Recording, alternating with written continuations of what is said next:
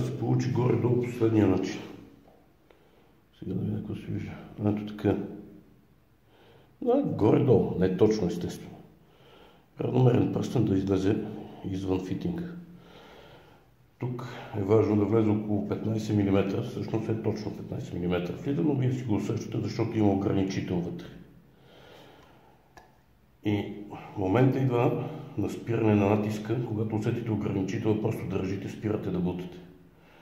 Продължите ли това бутане, нагретата част, както излиза тук, така се събира и вътре в пръстена и стяга. Така намалява диаметъра на тръбата и вече това не е правилно и води до проблеми в последствие при използването.